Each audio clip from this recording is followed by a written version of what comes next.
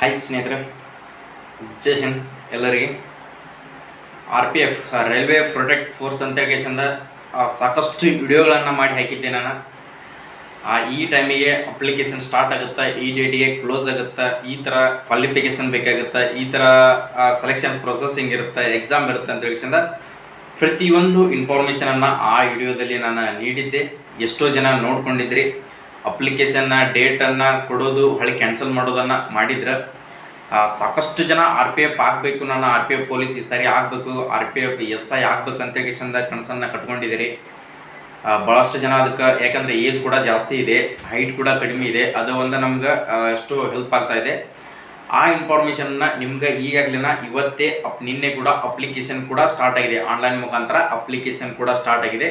ಅದು ಯಾವ ಥರ ಅಪ್ಲಿಕೇಶನನ್ನು ಹಾಕೋಬೇಕು, ಅದರ ಲಿಂಕ್ ಎಲ್ಲಿ ಸಿಗುತ್ತದೆ, ಅದಕ್ಕೆ ಕ್ವಾಲಿಫಿಕೇಷನ್ ಏನು ಬೇಕು, ಎಕ್ಸಾಮ್ ಯಾವ ಥರ ಇರ್ತದೆ, ಸೆಲೆಕ್ಷನ್ ಪ್ರೊಸೆಸ್ ಯಾವ ಥರ ಇರ್ತದೆ ಅಂತ ಹೇಳಿದ ಪ್ರತಿಯೊಂದು ಇನ್ಫಾರ್ಮೇಷನನ್ನು ಮೊದಲು ನೀಡಿದ್ರೂ ಕೂಡ ಪರವಾಗಿಲ್ಲ, ಈಗಾದರೂ ನಿಮ್ಗೆ ಅದ್ರ ಬಗ್ಗೆ ಡಿಕ್ಲೇರ್ ಆದಂಥ ಮಾಹಿತಿಯನ್ನು ನೀಡಬೇಕನ್ನೋದು ಕೂಡ ನನಗೂ ಒಂಥರ ಏನೋ ಖುಷಿ ಆಗ್ತಾ ಇದೆ. RPF ಅಪ್ಲಿಕೇಶನ್ ಸ್ಟಾರ್ಟ್ ಆಗುತ್ತೋ ಇಲ್ಲೋ ಅಂತ ಹೇಳಿಕೆಸಿಂದ ನನಗೂ ಕೂಡ ಡೌಟ್ ಇತ್ತು. ಸ್ಟಾರ್ಟ್ ಆಯ್ತು. ರೈಲ್ವೇದಲ್ಲಿ ಹೇಳ್ತಾ ಇದ್ದೀನಲ್ಲ, ಒಂದು ನೋಟಿಫಿಕೇಶನ್ ಸ್ಟಾರ್ಟ್ ಮಾಡಿದ್ರಪ್ಪ ಅಂತಂದ್ರೆ ಪ್ರತಿಯೊಂದು ನೋಟಿಫಿಕೇಶನ್ನ ಕಂಟಿನ್ಯೂ ಆಗಿ ಸ್ಟಾರ್ಟ್ ಆಗ್ತಾನೆ ಹೋಗ್ತಾ ಇರ್ತಾವೆ. ಈಗಾಗಲೇ ಅಸಿಸ್ಟೆಂಟ್ ಲೋಕೋ ಪೈಲಟ್ ಅಂತ ಮುಗಿಸಿದ್ರು, ಮತ್ತು ಟೆಕ್ನಿಷಿಯನ್ ಅಂತ ಮುಗಿಸಿದ್ರು. ನೆಕ್ಸ್ಟ್ ಈಗ RPF ಅಂತ ಕರೀತಾರೆ. RPF ಕಂಪ್ಲೀಟ್ ಆದ ನಂತರನ TTA ಅಂತ ಬರ್ತೈತಿ. TTA ಕಂಪ್ಲೀಟ್ ಆದ ನಂತರ ಮತ್ತು ನೆಕ್ಸ್ಟ್ D ಗ್ರೂಪ್, ಯಾರಾದರೂ SLC ಮ್ಯಾಗ ಹಾಕ್ಬೇಕು ಅನ್ಕೊಂಡಿದ್ರೆ, RRB D ಗ್ರೂಪ್ ಆಗ್ಬೇಕಂತ ಅನ್ಕೊಂಡವರು, ಅದು ಕೂಡ ಈ ಸದ್ದ ನೋಟಿಫಿಕೇಶನ್ ಕೂಡ ಆಗುತ್ತೆ. ಈ ಥರ ಎಲ್ಲ ಇನ್ಫಾರ್ಮೇಷನ್ಗಳನ್ನು ನೀವು ನೋಡ್ಕೋಬೇಕು. ಕರ್ನಾಟಕದಾಗ ಫಸ್ಟ್ ಆಫ್ ಆಲ್ ನಮ್ಗೆ ಏನೋ ನೋಟಿಫಿಕೇಶನ್ ಕಡೆ ನೋಡಿದ್ರೆ ಗೊತ್ತಾಗಲ್ಲ. ನಾವು ಇಂಥ ಇನ್ಫಾರ್ಮೇಷನ್ಗಳನ್ನು ನೋಡ್ಕೋಬೇಕು ಅನ್ಕೊಂಡಿದ್ರೆ, ನೀವು 100% ಜಾಬೇ ಮಾಡಬೇಕಂತ ನಿಮ್ಮ ಕನಸನ್ನು ಕಟ್ಟಿದ್ರೆ ಎಲ್ಲೋ ಟೈಮನ್ನು ವೇಸ್ಟ್ ಮಾಡ್ತಾ ಇರ್ತೀರಿ. ಪರವಾಗಿಲ್ಲ, ಎಷ್ಟೋ ಜನ ಮೊಬೈಲನ್ನು ಯೂಸ್ ಮಾಡಲ್ಲ, ಕೀಪ್ಯಾಡನ್ನು ಮೊಬೈಲ್ ಯೂಸ್ ಮಾಡ್ತಾ ಇರ್ತೀರಿ. ಅಂಥವ್ರಿಗೆ ಕೂಡ ಹೇಳ್ತಾ ಇದ್ದೀನಿ, ಪರವಾಗಿಲ್ಲ, ಇರಲಿ, ನಿಮ್ಮ ಫ್ರೆಂಡ್ಸ್ ಮೊಬೈಲ್ ಸಿಕ್ಕಾಗಾದರೂ ಕೂಡ 10 ನಿಮಿಷ ಯೂಟ್ಯೂಬ್ನಲ್ಲಿ ಏನಾದರೂ ಇನ್ಫಾರ್ಮೇಷನ್ ಬಂದಿದೆಯಾ ಅಂತ ಹೇಳಿಕೆಸಿಂದ ನೋಡೋದನ್ನು ಮರೆಯಕ್ಕೆ ಹೋಗ್ಬೇಡ್ರಿ.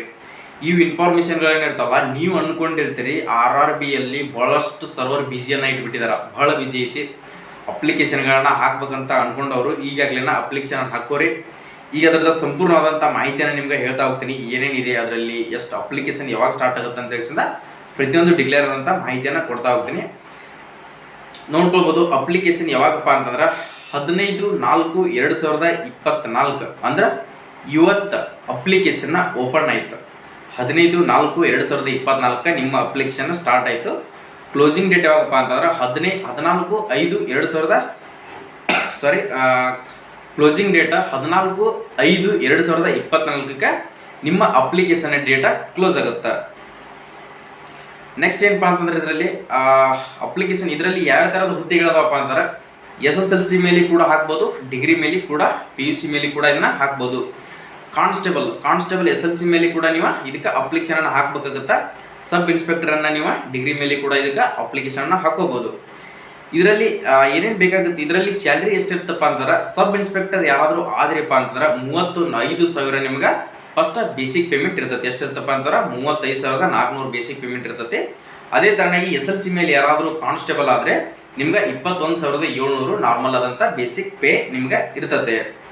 ನೆಕ್ಸ್ಟ್ ಇದರಲ್ಲಿ ಏಜ್ ಎಷ್ಟು ಬೇಕಾಗುತ್ತೆ, ಸಬ್ ಇನ್ಸ್ಪೆಕ್ಟರ್ ಯಾರಾದರೂ ಆಗ್ಬೇಕು ಅನ್ಕೊಂಡಿದ್ರೆ ಅವ್ರಿಗೆ ಏಜ್ ಎಷ್ಟು ಇರ್ತಪ್ಪ ಅಂತಂದ್ರೆ ನೋಡ್ಕೊಳ್ರಿ, 20 ವಯಸ್ಸು ಆಗಿರಬೇಕು, 28 ಒಳಗಡೆ ಇರಬೇಕು. ಅದು ಯಾರಪ್ಪ ಅಂತಂದ್ರೆ ಜನರಲ್ EWS ದವರು ಯಾರಾದರೂ ಇದ್ರೆ, OBCದವ್ರು ಯಾರಾದರೂ, OBCದವ್ರಿಗೆ ಕೂಡ ಕನ್ಸೆಷನ್ ಇದೆ. ಜನರಲ್ ಕೆಟಗರಿ ಅವರು ಯಾರಾದರೂ ಇದ್ರಪ್ಪ ಅಂತಂದ್ರೆ 20ರಿಂದ 28 ಒಳಗಡೆ ಇದ್ದವರು ಕೂಡ ಅಪ್ಲಿಕೇಶನ್ ಹಾಕೋಬಹುದು. OBC ಅದರ್ ಬ್ಯಾಕ್ವರ್ಡ್ ಕ್ಲಾಸ್ ಯಾರಾದರೂ ಇದ್ರೆ ನಿಮ್ಗೆ 3 ವರ್ಷ ಏಜ್ ರಿಲ್ಯಾಕ್ಸೇಷನ್ ಕೂಡ ಇದರಲ್ಲಿ ಇರ್ತದೆ. Next SC ST SC category ಅವರು ಯಾರಾದರೂ ಇದ್ರೆ ನಿಮ್ಗೆ 5 ವರ್ಷ ಏಜ್ ರಿಲ್ಯಾಕ್ಸೇಷನ್ ಕೊಟ್ಟಿರ್ತಾರ. ನೆಕ್ಸ್ಟ್ ಹೆಡ್ ಕಾನ್ಸ್ಟೇಬಲ್ ಅಂದ್ರೆ ಸಬ್ ಇನ್ಸ್ಪೆಕ್ಟರ್ದಲ್ಲಿ ಇರ್ತಕ್ಕಂಥ ಹುದ್ದೆಗಳು ಎಷ್ಟಪ್ಪ ಅಂತಾರೆ, 452 ಹುದ್ದೆಗಳ ಇದರಲ್ಲಿ ಇದಾವೆ. ಎಷ್ಟಪ್ಪ ಅಂತಾರೆ 452 ಹುದ್ದೆಗಳು. ನೆಕ್ಸ್ಟ್ ಕಾನ್ಸ್ಟೇಬಲ್ SLC ಮೇಲೆ ಯಾರಾದರೂ ಅಪ್ಲಿಕೇಶನ್ ಹಾಕ್ಬೇಕು ಅನ್ಕೊಂಡಿದ್ರೆ ಇಲ್ಲಿ ನೋಡ್ಕೊಳ್ರಿ, 10ನೇ ತರಗತಿ ಜಸ್ಟ್ ಪಾಸ್ ಆಗಿದ್ರು ಕೂಡ ಪರವಾಗಿಲ್ಲ. 10ನೇ ತರಗತಿ ನೀವು ಜಸ್ಟ್ ಪಾಸ್ ಆಗಿದ್ರು ಕೂಡ ಇದಕ್ಕೆ ಅಪ್ಲಿಕೇಶನ್ ಹಾಕಕ್ಕೆ ನೀವು ಎಲಿಜಿಬಿಲಿಟಿ ಇರ್ತೀರಿ. ಇದರಲ್ಲಿ ಇರ್ತಕ್ಕಂಥ ಏಜ್ ಎಷ್ಟಪ್ಪ ಅಂತಾರೆ 18ರಿಂದ 28 ಏಜ್ ಇದ್ದವರು ಹಾಕ್ಬೋದು. 18ರಿಂದ 28 ಒಳಗಡೆ ಇದ್ದವ್ರ ಇದಕ್ಕೆ ಅಪ್ಲಿಕೇಶನ್ ಹಾಕೋಬಹುದು. ಇದರಲ್ಲಿ OBC ದವರಿಗೆ 3 ವರ್ಷ ಏಜ್ ರಿಲ್ಯಾಕ್ಷನ್ ಇರ್ತೈತಿ, SC/ST ದವರಿಗೆ 5 ವರ್ಷ ಏಜ್ ರಿಲ್ಯಾಕ್ಷನ್ ಕೂಡ ಇದರಲ್ಲಿ ಇರ್ತದ. ಇದರಲ್ಲಿ ಇರ್ತಕ್ಕಂಥ ಹುದ್ದೆಗಳು ಎಷ್ಟಪ್ಪ ಅಂತಾರ 4208 ಹುದ್ದೆಗಳು ಇದರಲ್ಲಿ ಅದಾವು. ಟೋಟಲ್ ಆಗಿ SI ಮತ್ತು ಕಾನ್ಸ್ಟೇಬಲ್ ಕೂಡಿ ಆ ಹುದ್ದೆಗಳು 4660 ಹುದ್ದೆಗಳು ಇದರಲ್ಲಿ ಕರೆದಿದ್ದಾರೆ. ಇದು ಆಫೀಸಿಯಲ್ ಮುಖಾಂತರ ವೆಬ್ಸೈಟ್ನಲ್ಲಿ ಬಂದಿದೆ. ಬೇಕಾದ್ರೆ ನಿಮ್ಗೆ ಲಿಂಕ್ ಕೂಡ ನಾನು ಶೇರನ್ನು ಮಾಡ್ತೀನಿ. ಅದ್ರ ಬಗ್ಗೆ ಯಾರು ಡೌಟನ್ನು ಇಟ್ಕೊಳ್ಳೋಕೆ ಹೋಗ್ಬೇಡ್ರಿ. ಪ್ರತಿಯೊಂದು ಏನೋ ಒಂದು ಇನ್ಫಾರ್ಮೇಷನ್ ಕೊಟ್ಟರು ಕೂಡ ನಿಮ್ಗೆ ನಾನು ಅದರದ ಲಿಂಕ್ ಅಲ್ಲಿ ಅದರದ ಮಾಹಿತಿಯನ್ನು ನಾನು ನಿಮ್ಗೆ ನೀಡ್ತಾ ಹೋಗ್ತೀನಿ. ಇದ್ರದ ಸೆಲೆಕ್ಷನ್ ಪ್ರೊಸೆಸ್ ಯಾವ ಥರ ಇರ್ತೈತಿ ಶಾರ್ಟ್ ಆ್ಯಂಡ್ ಸ್ವೀಟ್ ಆಗಿ ಹೇಳ್ತಾ ಇದ್ದೀನಿ, ಕರೆಕ್ಟಾಗಿ ತಿಳ್ಕೊಳ್ರಿ. ಪೂರ್ತಿ ಎಂಡ್ ಮಟ್ಟ ಈ ವಿಡಿಯೋನ ನೋಡಿದ್ರಪ್ಪ ಅಂತಂದ್ರೆ ಮಾತ್ರ ನಿಮ್ಗೆ ಇದ್ರ ಬಗ್ಗೆ ನಾಲೆಜ್ ಬರ್ತದ. ಸೆಲೆಕ್ಷನ್ ಪ್ರೊಸೆಸ್ ಕಂಪ್ಯೂಟರ್ ಬೇಸ್ಡ್ ಇರ್ತೈತೆ. ಎಕ್ಸಾಮ್ CBT ಅಂತ ತಕ್ಷಣ ನೀವೇನು ಅಪ್ಲಿಕೇಶನ್ ಆಗಿದ್ರಪ್ಪ ಅಂದ್ರೆ ನಿಮ್ಮ ಅಡ್ಮಿಟ್ ಕಾರ್ಡ್ ಬರುತ್ತೆ. ಅಡ್ಮಿಟ್ ಕಾರ್ಡ್ ಬಂದ ತಕ್ಷಣ ನಿಮ್ಮ ಆನ್ಲೈನ್ ಮುಖಾಂತರ ಎಕ್ಸಾಮ್ ಇರ್ತೈತಿ. ಎಕ್ಸಾಮಲ್ಲಿ ನೀವು ಕ್ವಾಲಿಫೈ ಆದರೆ ನಿಮ್ಗೆ ಫಿಸಿಕಲ್ ಟೆಸ್ಟ್ ಇರ್ತೈತಿ. ಫಿಸಿಕಲ್ ಟೆಸ್ಟನ್ನು ಕಂಡಕ್ಟ್ ಮಾಡ್ತಾರೆ. ಫಿಸಿಕಲ್ ಟೆಸ್ಟ್ನಲ್ಲಿ ನೀವು ಪಾಸ್ ಆದರೆ next document verification and medical ಅಂತ ಇರ್ತದೆ. DV ಆ್ಯಂಡ್ ಮೆಡಿಕಲ್ ಅಂತ ಇರ್ತೈತಿ. ಅವೆರಡರಲ್ಲಿ ಮೂರರಲ್ಲಿ ನೀವು ಅಷ್ಟು ಪಾಸ್ ಆದ್ರಪ್ಪ ಅಂತಂದ್ರೆ ನೀವು ಫೈನಲಿ ಆಗಿ RPF ಪೊಲೀಸ್ ಆದ ಹಾಗೆ. ನೆಕ್ಸ್ಟ್ ಏನಪ್ಪ ಅಂತಂದ್ರೆ ನಿಮ್ಗೆ ಬರ್ತಕ್ಕಂಥದ್ದು ಏಜ್ ಬಗ್ಗೆ ನಮ್ಗೆ ಕ್ಲಿಯರ್ ಆಗಿ ಕೊಟ್ಟಿದ್ದೀನಿ. ಎಕ್ಸಾಮ್ ಯಾವ ಥರ ಇರ್ತದಪ್ಪ ಅಂತ ಕೇಳ್ತೀನಿ ನೋಡ್ಕೊಡ್ರಿ. 90 ಅಂದ್ರೆ 120 ಕ್ವಶನ್ಸ್ಗಳಿರ್ತಾವೆ. ಎಷ್ಟಿರ್ತಾವಪ್ಪ ಅಂತಂದ್ರೆ 120 ಕ್ವಶನ್ಸ್ಗಳಿರ್ತಾವೆ. 90 ನಿಮಿಷ ನಿಮ್ಗೆ ಟೈಮಿಂಗ್ ಇರ್ತೈತಿ. ಎಷ್ಟಪ್ಪ ಅಂತಾರೆ 90 ನಿಮಿಷ ಟೈಮಿಂಗ್ ಇರ್ತೈತಿ. ಒಂದು ಕ್ವಶನಿಗೆ 1 ಮಾರ್ಕ್ಸ್ ಇರ್ತೈತಿ. ಎಷ್ಟಿರ್ತಪ್ಪ ಅಂದ್ರೆ ಒಂದು ಕ್ವಶನಿಗೆ 1 ಮಾರ್ಕ್ಸ್ ಇರ್ತೈತಿ. ನೆಗೆಟಿವ್ ಎಷ್ಟಪ್ಪ ಅಂತಾರೆ 1/3 ಅಂದ್ರೆ 3 ಕ್ವಶನ್ಸ್ಗಳ ತಪ್ಪಾದರೆ 1 ಮಾರ್ಕ್ಸ್ ಕಟ್ ಆಗುತ್ತೆ. ಎಷ್ಟಪ್ಪ ಅಂತಂದ್ರೆ 3 ಕ್ವಶನ್ಸ್ಗಳ ತಪ್ಪಾದ್ರೆ 1 ಮಾರ್ಕ್ಸ್ ಇದರಲ್ಲಿ ಕಟ್ ಆಗುತ್ತೆ. ಇದರಲ್ಲಿ ನಾನು ನಿಮ್ಗೆ ಹೇಳಿದ್ದೀನಿ ಸಿಲೆಬಸ್ ಯಾವ ಬರ್ತಾವ ಅಂತ ತಕ್ಷಣ ಬೇಕಾದ್ರೆ ಇನ್ನೊಂದು ಇದರದ ಎಕ್ಸಾಮಿಗೆ ಸಂಬಂಧಪಟ್ಟ ಹಾಗೆ ಯಾವ ಕ್ವಶನ್ಸ್ಗಳು ಬರ್ತಾವೆ, ಯಾವ ತರಹದ ಕ್ವಶನ್ಸ್ಗಳು ಬರ್ತಾವೆ, ಇದಕ್ಕೆ ಯಾವ ಬುಕ್ಕನ್ನು ರೆಫರ್ ಮಾಡಬೇಕು ಅನ್ನೋದು ಕೂಡ ನನ್ನ ಇಚ್ಛೆ ಐತಿ. ಹೇಳ್ತೀನಿ ಅದ್ರ ಬಗ್ಗೆ ನೆಕ್ಸ್ಟ್ ವಿಡಿಯೋದಲ್ಲಿ ನಾನು ನಿಮ್ಗೆ ಕ್ಲಿಯರ್ ಆಗಿ ಆ ಮಾಹಿತಿಯನ್ನು ಕೊಡ್ತೇನೆ. ಸೊ ನೆಕ್ಸ್ಟ್ ಏನಪ್ಪ ಅಂತಾರೆ ಇದರ ಎಕ್ಸಾಮ್ ಬಗ್ಗೆ ಹೇಳಿದೆ ನಿಮ್ಗೆ, ಸಿಲೆಬಸ್ ಬಗ್ಗೆ ನಾನು ನೆಕ್ಸ್ಟ್ ವಿಡಿಯೋನ ಮಾಡ್ತೀನಿ ಅಂತ ಹೇಳಿದೆ. ಫಿಸಿಕಲ್ ಸ್ಟ್ಯಾಂಡರ್ಡ್ ಇದರಲ್ಲಿ ಫಿಸಿಕಲ್ ಯಾವ ಥರ ಇರ್ತದೆ, ಫಿಸಿಕಲ್ನಲ್ಲಿ ನಾವು ಕ್ವಾಲಿಫೈ ಆಗ್ತೀವೋ ಇಲ್ಲೋ ಅದು ಕೂಡ ಇಂಪಾರ್ಟೆಂಟೇ. ಎಷ್ಟು ಹಾರ್ಡ್ ಇದೆ ಇದರಲ್ಲಿ ಫಿಸಿಕಲ್ ಅಂತ ನೋಡಿದರೆ ನೀವು ಭಯ ಪಟ್ಕೋತೀರಿ. ಇರಲಿ, ಆದರೂ ನಮ್ಮ ಕರ್ನಾಟಕದ ಜನತೆಗೆ ಅದೇನೋ ದೊಡ್ಡ ಸಾಹಸ ಅಲ್ಲ. ಆರಾಮ್ಸಾಗಿ ನೀವು ಮಾಡ್ಕೋಬೋದು. ಫಿಸಿಕಲ್ನಲ್ಲಿ ಯಾರು ಕೂಡ ಫೇಲ್ ಆಗಲ್ಲ ಅನ್ಕೋತೀರಿ. ಕಾನ್ಸ್ಟೇಬಲ್ ಪುರುಷರಿಗೆ ನೋಡ್ಕೊಡ್ರಿ 5 ಕಿಲೋಮೀಟರ್ 1600 ಮೀಟರ್ ರನ್ನಿಂಗ್ ಇರ್ತೈತಿ. ಎಷ್ಟಪ್ಪ ಅಂತಾರೆ 1600 ಮೀಟರ್ ರನ್ನಿಂಗ್ ಇರ್ತೈತಿ.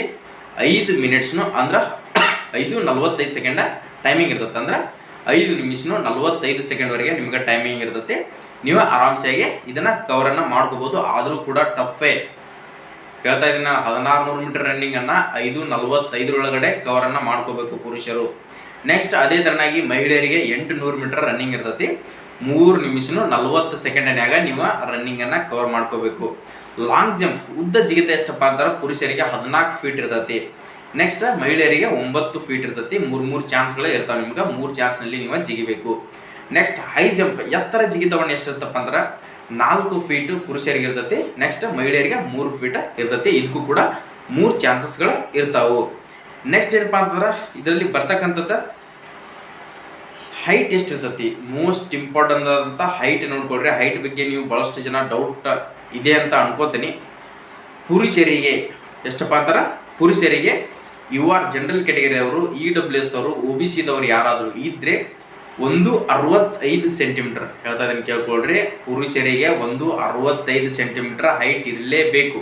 ಎಷ್ಟಪ್ಪ ಅಂತಂದ್ರೆ SI ಆಯಿತು ಕಾನ್ಸ್ಟೇಬಲ್ ಆಯಿತು 165 ಸೆಂಟಿಮೀಟರ್ ಹೈಟ್ ಇರಲೇಬೇಕು. ಮಹಿಳೆಯರಿಗೆ 157 ಸೆಂಟಿಮೀಟರ್ ಹೈಟ್ ಇರಲೇಬೇಕು. ಅದೇ ಥರನಾಗಿ SC/ST ಕ್ಯಾಟಗರಿಯವರು ಯಾರಾದರೂ ಇದ್ದರೆ ಪುರುಷರಿಗೆ 160 ಸೆಂಟಿಮೀಟರ್ ಹೈಟ್ ಇರಬೇಕು. ಮಹಿಳೆಯರಿಗೆ 152 ಸೆಂಟಿಮೀಟರ್ ಹೈಟನ್ನು ಇರಬೇಕಾಗುತ್ತೆ. ಚೆಸ್ಟ್ ನೋಡ್ಕೊಡ್ರಿ. ಪುರುಷರಿಗೆ ಎಷ್ಟಪ್ಪ ಅಂತಂದ್ರೆ ನಾರ್ಮಲ್ ಆಗಿ ನಿಮ್ದು 80 ಮಟ ಚೆಸ್ಟ್ ಇರಬೇಕು. ನಾರ್ಮಲ್ ಆಗಿ ಇದ್ದಾಗ ನಿಂತಾಗ ನೀವು 80 ಮಟ ನಿಮ್ದು 80 ಸೆಂಟಿಮೀಟರ್ ಚೆಸ್ಟ್ ಅನ್ನು ಇರಬೇಕು. ಎಕ್ಸ್ಪಾಂಡೆಡ್ ಅನ್ನು ಮಾಡಿದಾಗ ನೀವು 5 ಸೆಂಟಿಮೀಟರ್ ಚೆಸ್ಟ್ ಅನ್ನು ಎಕ್ಸ್ಪಾಂಡೆಡ್ ಮಾಡಿ ಕೊಡಬೇಕಾಗುತ್ತೆ. ಇದು ಆಯಿತು. ನೆಕ್ಸ್ಟ್ ಏನಪ್ಪ ಅಂತಂದ್ರೆ ಯಾರಾದರೂ ಗೋರ್ಖಾ ಮತ್ತು Maratha, Dogra, commands, other category ಯಾರಾದರೂ ಇದ್ದರೆ, ಸ್ಪೆಷಲ್ ಕ್ಯಾಟಗರಿ ಇದ್ರಪ್ಪ ಅಂತಂದ್ರೆ ಹೈಟ್ ಪುರುಷರಿಗೆ 163 ಸೆಂಟಿಮೀಟರ್ ಇರ್ತೈತಿ. ಮಹಿಳೆಯರಿಗೆ 155 ಇರ್ತೈತಿ. ನೆಕ್ಸ್ಟ್ ಅವ್ರಿಗೆ ಕೂಡ ಚೆಸ್ಟ್ 80 85 ಇರಲೇಬೇಕಾಗುತ್ತೆ. ಇದು ನಿಮ್ಗೆ ಫಿಸಿಕಲ್ ಆದಂಥ ಡೀಟೇಲ್ ಆದಂಥ ಮಾಹಿತಿಯನ್ನು ಕೊಟ್ಟಿದೆ. ಇದರಲ್ಲಿ ಕಾನ್ಸ್ಟೇಬಲ್ಗೆ ಎಷ್ಟು ತರಹದ ಹುದ್ದೆಗಳು ಇದಾವು, ಯಾವ ಕಾಸ್ಟಿಗೆ ಎಷ್ಟು ಹುದ್ದೆಗಳಿದಾವೆ ಅಂತ ಹೇಳಿ ನಾನು ಹೇಳ್ತಾ ಹೋಗ್ತೀನಿ ನೋಡ್ಕೊಂಡೆ. ಅದು ಕೂಡ ನಿಮ್ಗೆ ಇಂಪಾರ್ಟೆಂಟ್ ಆಗುತ್ತಾ ನೋಡ್ಕೋಬಹುದು. ಇದರಲ್ಲಿ ಎಷ್ಟಪ್ಪ ಅಂತಾರೆ, SC ಕ್ಯಾಟಗರಿ ಅವ್ರು ಯಾರಾದರೂ ಇದ್ರೆ 536 ಅದಾವು, ST ಕ್ಯಾಟಗರಿ ಅವರಿಗೆ 268 ಅದಾವು, OBC ಅದರ್ ಬ್ಯಾಕ್ವರ್ಡ್ ಕ್ಲಾಸ್ ಯಾರಾದರೂ ಇದ್ರೆ 966 ಹುದ್ದೆಗಳಿದಾವು. Next economical weaker section EWS ಅವ್ರು ಯಾರಾದರೂ ಇದ್ರೆ 357 ಅದಾವು. ನೆಕ್ಸ್ಟ್ ಟೋಟಲ್ ಆಗಿ ಇರತಕ್ಕಂಥ ಹುದ್ದೆಗಳು ಎಷ್ಟಪ್ಪ ಅಂತಂದ್ರೆ 3577 ಇವು ಪುರುಷರಿಗೆ. ಮಹಿಳೆಯರಿಗೆ ನೋಡ್ಕೊಡ್ರಿ, UR ಕ್ಯಾಟಗರಿ ಅವರು ಯಾರಾದರೂ ಇದ್ರೆ 256 ಹುದ್ದೆಗಳು, SC ದವರು 95, ST ದವರು 47, OBC ದವರು 170, EWS ದವರು 63. Total ಆಗಿ 631 ಹುದ್ದೆಗಳು ಮಹಿಳೆಯರಿಗಿದಾವು. ಪುರುಷರಿಗೆ 3577 ಹುದ್ದೆಗಳ ಇದರಲ್ಲಿ ಇದಾವು.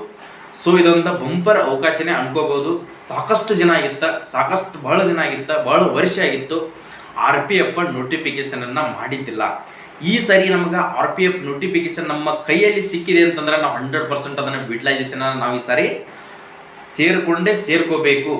ಯಾಕಂದ್ರೆ ಜೂನ್ ವೈಸ್ ಅಪ್ಲಿಕೇಶನ್ ಹಾಕ್ಬೇಕಾಗುತ್ತೆ. ನೀವು ಯಾವ ಜೂನಿಗೆ ಹಾಕ್ತಿರ್ತಿರಲ್ಲ, ಡಿಪೆಂಡ್ ಅಪಾನ್ ಅದ್ರ ಮೇಲೆ, ಅದು ಕಟಪ್ ಮೇಲೆ, ಅದ್ರ ಮೇಲೆ ನಿಮ್ದು ನಿಂತ್ಕೊಳ್ತತಿ. ಇಷ್ಟೆಲ್ಲ ನಿಮ್ಗೆ ಇದ್ರ ಮಾಹಿತಿಯನ್ನು ಕೊಟ್ಟಿದ್ದೀನಿ. ಅಪ್ಲಿಕೇಶನ್ ಅನ್ನ ಹಾಕೊಳ್ರಿ. ಅಪ್ಲಿಕೇಶನ್ ಅನ್ನ ನಿಮ್ಗೆ ನೆಕ್ಸ್ಟ್ ಇದರಲ್ಲಿ ಹೇಳ್ತಕ್ಕಂಥದ್ದು ಏನಪ್ಪಾ ಅಂದ್ರೆ ಅಪ್ಲಿಕೇಶನ್ ಫೀಸ್ ಬಗ್ಗೆನೂ ಬಹಳಷ್ಟು ಜನ ಇದನ್ನು ಕೂಡ ಹೇಳ್ಬಿಡ್ತೀನಿ ನೋಡ್ಕೊಡ್ರಿ. ನೀವು ಯಾರಾದರೂ UR ಕ್ಯಾಟಗರಿ ಅವರು, OBC ದವರು, EWS ದವರ ಯಾರಾದರೂ ಇದ್ರಿಯಪ್ಪ ಅಂತಂದ್ರೆ 500 ರೂಪಾಯಿ ನಿಮ್ಗೆ ಅಪ್ಲಿಕೇಶನ್ ಫೀಸ್ ಇರ್ತತಿ. ಎಷ್ಟಪ್ಪ ಅಂತಾರೆ 500 ರೂಪಾಯಿ ನಿಮ್ಗೆ ಅಪ್ಲಿಕೇಶನ್ ಫೀಸ್ ಇರ್ತತಿ. 500 ರೂಪಾಯಿದೊಳಗಡೆ ನಿಮ್ಗೆ ಎಕ್ಸಾಮ್ ಬರೆದು ಬಂದ್ರಿಯಪ್ಪ ಅಂತಂದ್ರೆ ಹೊಳ್ಳಿ ರೀಫಂಡ್ ಆಗುತ್ತಾ. ನಿಮ್ಮ ಅಪ್ಲಿಕೇಶನ್ ಫೀಸ್ ಏನು ಕಟ್ಟಿರ್ತಿರಲ್ಲ ಆ ಫೀಸ್ ನಿಮ್ಗೆ ಅಕೌಂಟ್ ನಂಬರನ್ನು ಕೇಳಿರ್ತೈತಿ, ಎಲ್ಲ ಡೀಟೇಲ್ಸ್ ಅಂತ ಅಕೌಂಟ್ ಡೀಟೇಲ್ಸ್ ಅನ್ನು ಕೇಳಿರ್ತೈತಿ. ಆ ಅಕೌಂಟ್ ಡೀಟೇಲ್ಸ್ ಅನ್ನ ಕೇಳಿದಾಗ ನಿಮ್ಗೆ ಡಾಕ್ಯುಮೆಂಟ್ ಏನು ಪಾಸ್ಬುಕ್ಕಿಗೆ ನಿಮ್ಗೆ ಹೊಳ್ಳ RRB ಅಂತ ನಿಮ್ಗೆ DD ಅನ್ನ ಹೊಳ್ಳಿ ರೀಫಂಡ್ ಮಾಡ್ತಾರ. ನೆಕ್ಸ್ಟ್ SC ST ಕ್ಯಾಟಗರಿ ಯಾರಾದರೂ ಇದ್ರೆ, ಮಹಿಳೆಯರಿದ್ರೆ, ಎಕ್ಸ್ ಸರ್ವಿಸ್ ಮೆನ್ ಇದ್ರೆ ಅವ್ರಿಗೆ ನೋಡ್ಕೊಂಡ್ರೆ 250 ರೂಪಾಯಿ ಅಪ್ಲಿಕೇಶನ್ ಫೀಸ್ ಇರ್ತೈತಿ. ಎಷ್ಟಿರ್ತಪ್ಪ ಅಂತಾರ 250 ರೂಪಾಯಿ ಫೀಸ್ ಅಪ್ಲಿಕೇಶನ್ ಇರ್ತೈತಿ. ನೆಕ್ಸ್ಟ್ ಇದಕ್ಕೆ ಡಾಕ್ಯುಮೆಂಟ್ಗಳು ಏನೇನು ಬೇಕಾಗ್ತಾವ ಅಂತ ಹೇಳಿ so SLC marks card, PVC marks card, degree ಮೇಲೆ ಹಾಕೋರು degree marks card, caste income, OBC ಇದ್ರೆ OBC ಸರ್ಟಿಫಿಕೇಟ್, SC ST ದವ್ರು ಇದ್ರೆ SC ST certificate, photo, signature, bank details, ಇವೆಲ್ಲ ಮಾಹಿತಿಗಳು ನಿಮ್ಗೆ ಡಾಕ್ಯುಮೆಂಟ್ಗಳು ಕಂಪಲ್ಸರಿ ಇರಲೇಬೇಕಾಗುತ್ತೆ. ನೀವು ಅಪ್ಲಿಕೇಶನ್ ಹಾಕೋಬೇಕಾಗಿದ್ರೆ ಈಗಾಗಲೇ ಅಪ್ಲಿಕೇಶನ್ ಕೂಡ ಸ್ಟಾರ್ಟ್ ಆಗಿದೆ. ಈ PDF ಅನ್ನ ನಿಮ್ಗೆ ಅಲ್ಲಿ ಕೂಡ ನಾನು ಶೇರನ್ನು ಮಾಡಿರ್ತೀನಿ, ಈ ಲಿಂಕ್ ಕೂಡ ಶೇರ್ ಮಾಡಿರ್ತೀನಿ. ಇನ್ನೂ ಏನಾದರೂ ನಿಮ್ಗೆ ಡೌಟ್ಸ್ಗಳಿದ್ರೆ, ಇದರಲ್ಲಿ ಸಾಕಷ್ಟು ಡೌಟ್ಸ್ಗಳು ಏನಾದರೂ ಇಟ್ಕೊಂಡಿದ್ರೆ ಬಿಚ್ಚಿ ನಮ್ಗೆ ಕಮೆಂಟ್ ಸೆಕ್ಷನ್ನಲ್ಲಿ ಕಮೆಂಟನ್ನು ಹಾಕ್ರಿ. ಯಾರು ಕೂಡ ಮಹಿಳೆಯರಿಗೆ ಹೇಳ್ತಾ ಇದ್ದೀನಿ, ನಮ್ಮ ಸಿಸ್ಟರ್ಸ್ ಅಂತ ನಾನೇ ಹೇಳ್ತಾ ಇದ್ದೀನಿ, ಬ್ರದರ್ಸ್ ಅಂತ ಕೂಡ ಹೇಳ್ತಾ ಇದ್ದೀನಿ. ಏನು ಕೂಡ ಭಯ ಪಡ್ಕೊಳ್ಳೋಕೆ ಹೋಗ್ಬಿಡ್ರಿ. ಯಾವುದೇ ಒಂದು ನಿಮ್ಗೆ ಡೌಟ್ಸ್ ಇದ್ರೆ ಕಮೆಂಟ್ ಸೆಕ್ಷನ್ದಲ್ಲಿ ಕಮೆಂಟನ್ನು ಹಾಕೋದನ್ನ ಮರೆಯೋಕೆ ಹೋಗ್ಬೇಡಿ. ಅದಕ್ಕೆ ನಾನು ರಿಪ್ಲೈ ಕೊಡೋಕೆ ಆಗಲಿಲ್ಲ ಅಂದ್ರೂ ಪರವಾಗಿಲ್ಲ, ಅದರದ್ದೇ ಆದಂಥ ಒಂದು ವಿಡಿಯೋನ ಮಾಡಿ ಹಾಕ್ತೀನಿ. ಸೊ ಈ ವಿಡಿಯೋನ ಪ್ರತಿಯೊಬ್ಬರಿಗೆ ನಿಮ್ಮ ಸ್ನೇಹಿತರಿಗೂ ಕೂಡ ತಲುಪುವ ಹಾಗೆ ಶೇರನ್ನು ಮಾಡೋದನ್ನ ಮರೆಯೋಕೆ ಹೋಗ್ಬೇಡಿ. ಶೇರ್ ಮಾಡಿಕೊಂಡು ಕೆಳಗಡೆ ಇರತಕ್ಕಂಥ ಸಬ್ಸ್ಕ್ರೈಬ್ ಬಟನ್ ಮೇಲೆ ಈಗಾಗಲೇ ನೋಡಿ ಸಬ್ಸ್ಕ್ರೈಬ್ ಮಾಡ್ಕೊಳ್ರಿ ಪ್ಲೀಸ್. ನೀವು ಎಷ್ಟು ಸಬ್ಸ್ಕ್ರೈಬ್ ಮಾಡಿ ಇಟ್ಕೊತಿರ್ತಾರಲ್ಲ ಅಷ್ಟು ನಿಮ್ಗೆ ಮಾಹಿತಿಗಳು, ಅಪ್ಡೇಟ್ಗಳು ಬರ್ತಾ ಇರ್ತಾವೆ.